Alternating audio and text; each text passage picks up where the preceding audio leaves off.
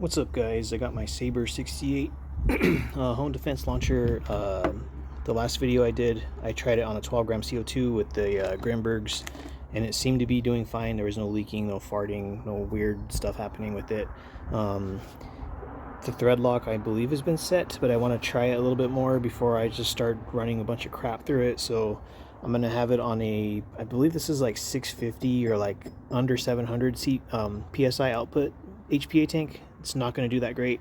I just want to run some rounds through it on a lower pressure and then use an actual like 750 output tank, which probably won't be that good on joules and stuff, but I'm just going to crank this video out really quick and then do the CO2 big tank. This has been sitting in the sunlight for like 10 or 20 minutes now.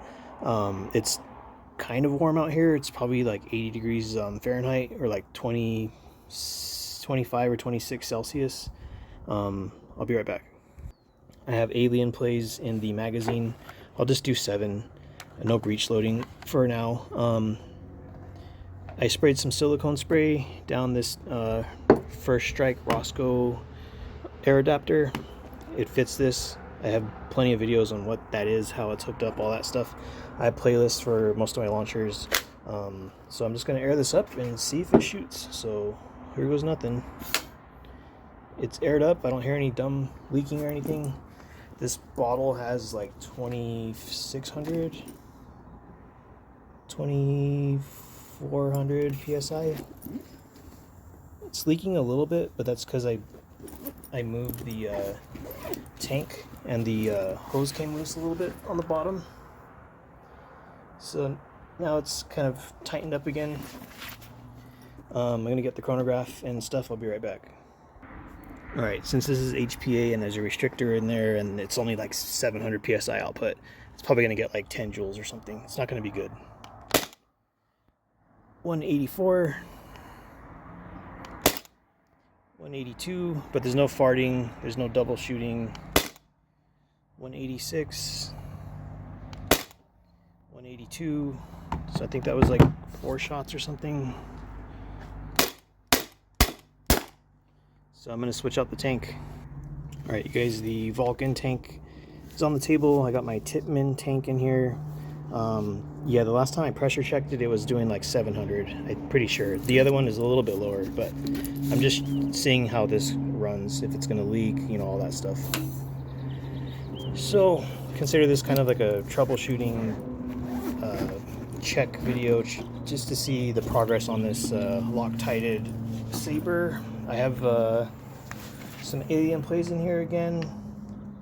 I need to figure out how to keep this from spinning the airline on the bottom, because it keeps on kind of like backing out, and doesn't help that my I had to move this thing around to shoot it. So 184 or something was the last one. It's probably gonna be about the same. 222 or not. See if it stays that way. Farted a little bit. 222. 226. 226. Farted again. 220. I may have to check my makeshift pins and the trigger assembly thing. 224. 222. Out of shots. So I'm gonna hook up the CO2 tank and pray that it doesn't go blasting off into outer space. So I'll be right back. Alright, you guys, last tank, last magazine, 7 rounds, alien plays just like the other ones. Yeah, this is the weakest pressure. This one I think is like 700. I'll have to check again, but I'm pretty sure it's like around 700. It might be 750, but it's not that strong. And I'm tightening down this remote line thing as good as I can. I don't want to thread lock it, but I might have to, because then I'll have to keep on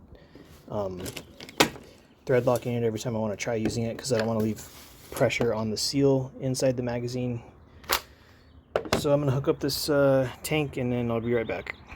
Alright, you guys, big red CO2 tank on here. It's about 300 grams of CO2 out of 550-ish, and it's warm, so we'll see what this does. I'm going to keep my face away from this one. Farting 288. It's pretty high. I think that's like 27 joules. 304. It's really high. It's around 30 joules. 302. It's also still high. It's farting a little bit. 302. So yeah, this thing, it's working. It just has a little bit of an issue with the farting. 304, and it's kicking pretty good. You guys might be able to see. Let me just line up my shot. That's it. So it's holding up, minimal farting. It's not continuously farting. It's not leaking. I mean, when I'm not at the house, I'm not using these big tanks and stuff, obviously. I haven't taken this as a ride-along buddy yet, because of the, issues I've had with it. But they're all, self-inflicted from me screwing around with it and stuff like that. So if it was normal and it was acting perfectly fine, I would totally take this out, in my car, in my ride. But the way it is right now, it's a little bit concerning that it's like slightly hampered, I guess. I'm gonna degas this really quick. All right, all the air is out of this airline, all the air is out of the launcher. I'm just gonna take the mag out.